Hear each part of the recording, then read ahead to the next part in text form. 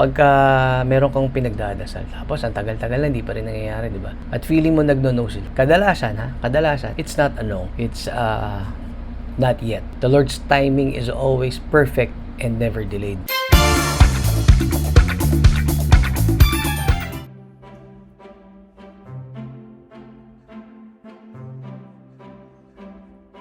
At muli na naman ako nagbabalik sa inyong mga talapitan. Welcome back to another video. And just a follow-up video lang dun sa in-upload ko nung isang araw. Walking on the same spot, just around the area.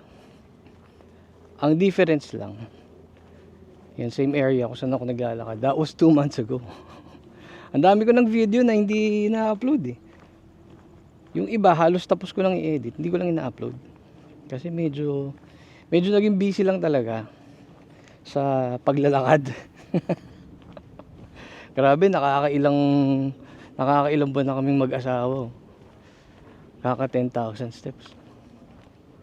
Ang average ko, nag-average na ako ng 12,000 steps in a month. Diba? So 2 months ago yung video na yun. Tapos yung video na yun, ang timbang ko doon 153. Ngayon nasa 148 na ako. So 48, 49, 50, 51, 52, 53. 2 months, 5 pounds. Parang ang konti lang, no? Pero luwag na ng mga pantalon ko eh. Hindi, tsaka medyo nagpalit ako ng konting diet.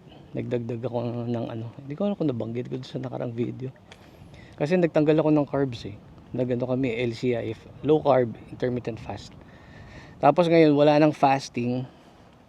Tapos nag-introduce back na ako ng konting carbs kasi medyo nahihirapan ako mag-workout eh.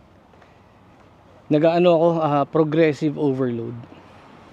So hindi na masyado bababa yung timbang ko. Mini-maintain ko na lang while losing the fat. 'Di ba? So 4 months in, nag-start kami second week of March. Ngayon nasa second week na ng July. Pushing third week na. But so far so good.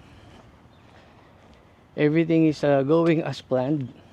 Ang target ko kasi by August mahit ko yung 145. Pero mukhang masyadong magaang sa akin yung August eh. Yun, so just a follow-up video. Tsaka gusto ko na rin kayo kamustahin. Kamusta ka naman? Ha? Okay ka lang ba? Hindi nga, seryoso. Okay ka lang? Hindi nga, okay ka lang ha? Okay. Pag di ka okay, let me know ha. PM mo lang ako. Let's pray about it. Ay, nakakahiga lang, init ngayon dito sa amin. Sobrang init. Nasa 90s na kami. Pero hindi pa nagawa 100. So next week mas mainit. Grabe. Ang hirap huminga pag ganito yung panahon.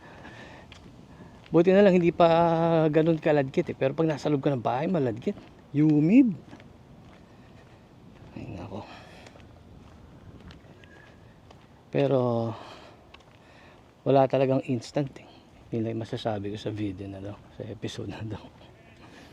So it's been 4 months. 4 months in. Meron kang mga bagay na pwedeng gamitin para makuha mo yung desired weight mo instantly. May mga kilala ko, shortcut eh. Ang problema kasi sa shortcut, mabilis mo nga nakukuha, mabilis ding nawawala, di ba? Yun naman talaga yun eh, madalas ganun eh. Lahat na lang instant. Gusto natin mabilis na nating nakukuha. Pati yumaman. Gusto natin instant na na pagkakakitaan.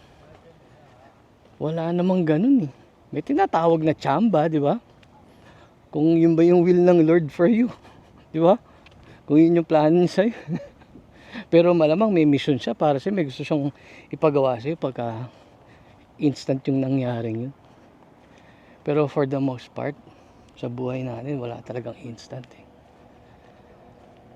Ang problema dun pagka gusto mo ng instant, ng mabilisan, ng madalian, mapufrustrate ka lang eh. Mapufrustrate ka, madidepress ka, magagalit ka. Diba? Yun yung ano nun eh.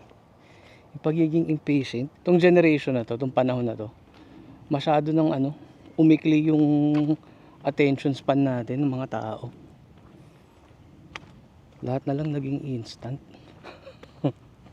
Gusto natin instant payat, instant yaman, instant instant mawala yung problema, di ba? Tapos ngayon niisip natin ngayon, dapat si Lord yung sagot sa mga dasal natin instant din. Ginagawa na nating genie, di ba? Nagiging impatient tayo. Lord, ang tagal ko nang pinagdadasal nito. Lord, hirap na ako. Naririnig mo ba ako? Ako may mga prayer ako minsan na gano'n. Lord, nandiyan ka ba? Naririnig mo ba ako? Pero alam mo ang right approach pag gano'n. You ask the Lord na... Kasi pagka hindi pa naman nangyari, pag di pa siya sumasagot, hindi naman ibig sabihin nun, no. Ibig sabihin nun, pwedeng not yet, or I have a better plan for you, di ba? I have something better for you. Yun eh. So, tanong mo sa kanya, di ba, na i-reveal niya sa'yo. I-reveal ni Lord sa'yo kung ano yung purpose niya. Bakit niya inalaw yung certain thing na mangyari sa buhay mo. Bakit di pa niya sinasagot, di ba? Baka, most likely, kadalasan, merong tinuturo si Lord sa atin. Di ba? Tinuturuan niya tayong maging patient, tinuturuan niya tayong maging mapagpatawad, di ba? Meron siyang minumuld sa heart natin. Or baka may mas maganda siyang plano, hindi natin alam, di ba? His thoughts are not our thoughts. Diba? Tao lang tayo eh. Huwag na pilitin alamin. But saka yung problema mo, yung pinoproblema mo, halimbawa yung pagpayat, di ba? Ma-frustrate ka, lahat na ng diet sinubukan mo, lahat na ng exercise tinry mo, pero hindi ka pumapayat. Ito na lang isipin mo, nung na-acquire mo naman yan yung taba, di ba, yung weight mo, hindi naman din instant taon yan, di ba? So you should be proud, pinaghirapan mo yan. Di ba? Maging proud ka. So isipin mo yun, ilang taon mong kinain ng matatamis at kanin yan.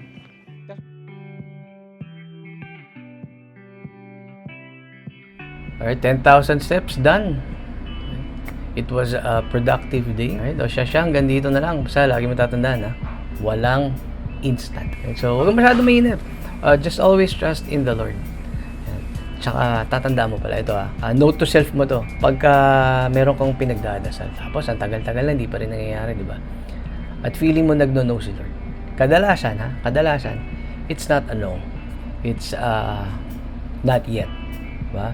The Lord's timing is always perfect and never delayed. Pangalawa, pagka hindi pa dumadating yung pinagdadasal natin, that is because, or pag hindi dumating, that is because He has a better plan for you. Yung tatanda mo lagi yun. Pagka hindi sinagot, parang ang isipin mo kagad pagka hindi sinagot ni Lord, malamang may mas magandang plano si Lord for me. And then pangatlo, iniiwas ka niya. Iniiwas niya tayo sa ikakapahamak natin. Kasi ang gusto ni Lord, i-bless tayo. Ang gusto ni Lord, magkaroon tayo ng magandang buhay. And we make the wisest decision. Yung madalas kasi, yung feeling natin na para sa atin, hindi pala maganda para sa atin. So, iniiwas niya tayo sa kapahamakan. Kaya siya nagno-no. So, keep on trusting the Lord.